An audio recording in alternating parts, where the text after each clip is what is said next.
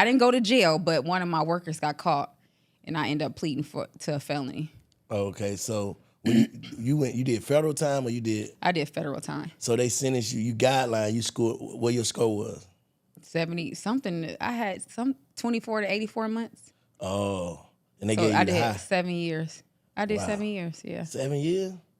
God damn. You don't look like what you've been through. Thank you. So how did you feel on sentencing day?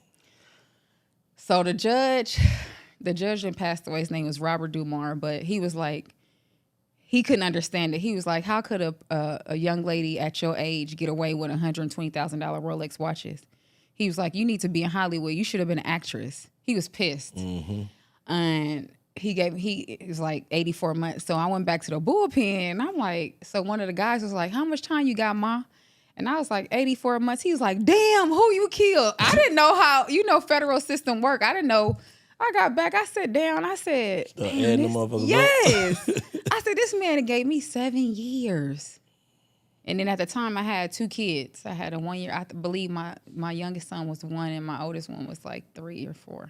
So what that first night, like going to sleep with that time, what that felt like, what the reality was? Hell.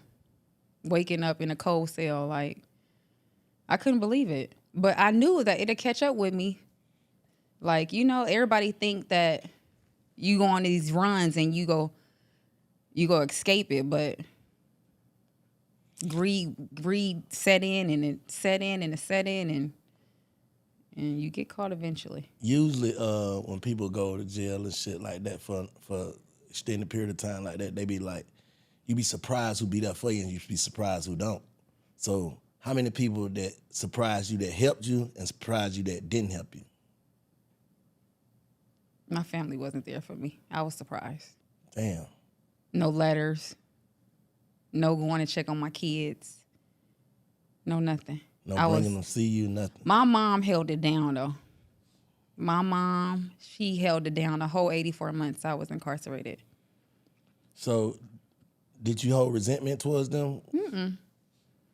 Do you fuck with them now? Mm-mm.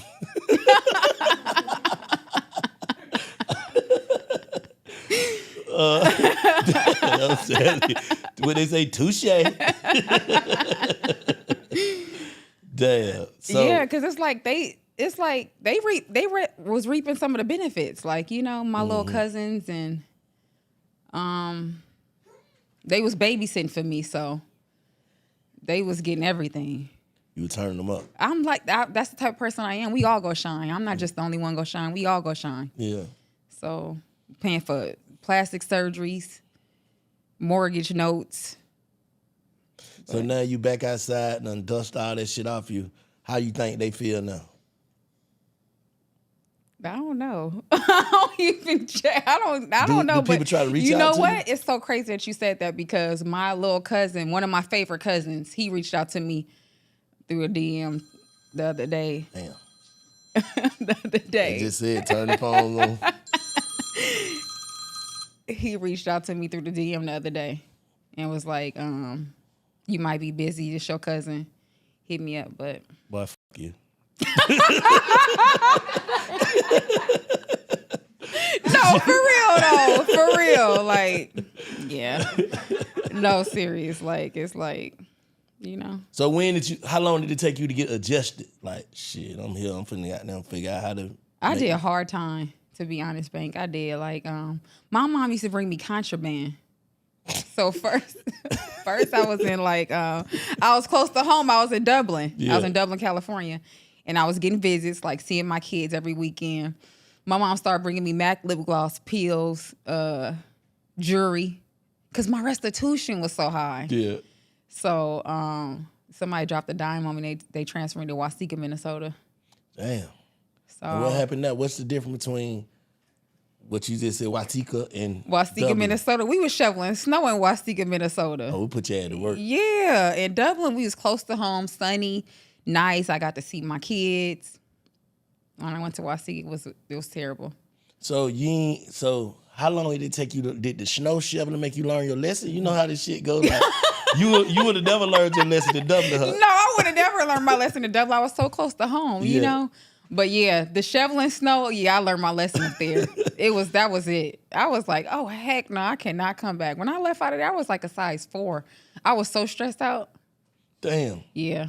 And then that kind of put a strain on mom coming down there every week or whatever from that, because it was far away, right? Yeah, I never got visits there. Yeah. Yeah. So yeah, that is hard time. You didn't have no cell phone?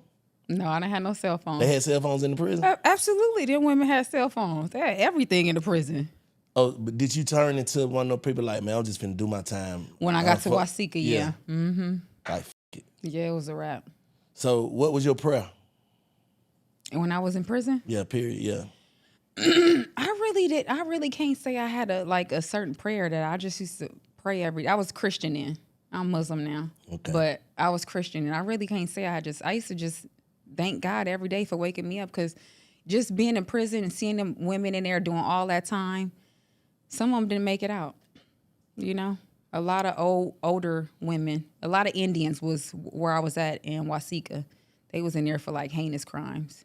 What promise did you make to God that you kept and the one that you broke? You know how we make all these promises to God when the fuck that situation. Which one did you keep and which one did you break? I said I wasn't gonna come home and do no more crime.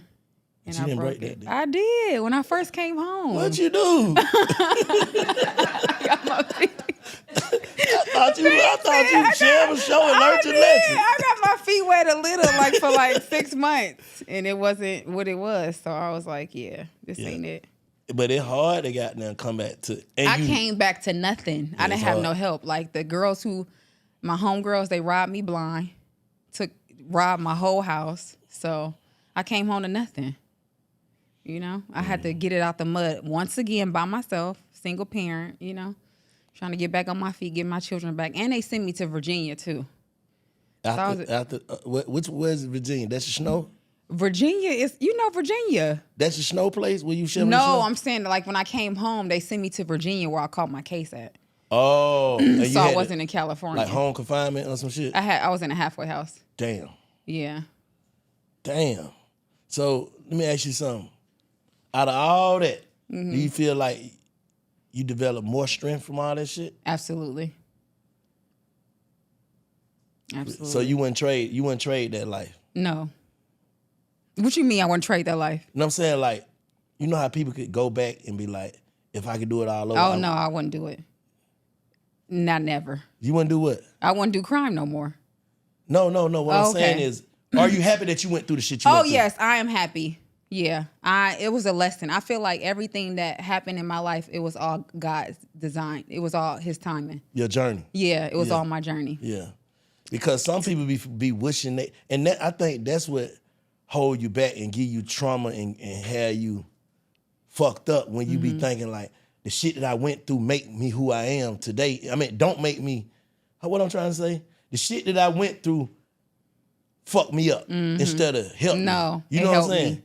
That's how I feel. I feel like all the shit I went through for this transition to be so marvelous. Yep, so marvelous, exactly. You know what I'm saying? Yep. Because if I would have never been through it, like most of the time when people get our age or get my age and then go through something, they'll be ready to kill themselves or jump off a building because they ain't never, the shit now, I be seeing this shit happen, I be like, man, that ain't nothing. Yeah. Shit I go through now, I be like, come on with some more of that. If that's all I gotta go through. Yeah. Nah, let me see what. So how was it like just leaving your kids?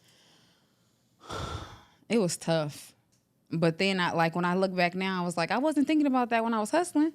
You understand what I'm saying? So it's like, don't get in here and be feeling sorry for yourself now. Do this time.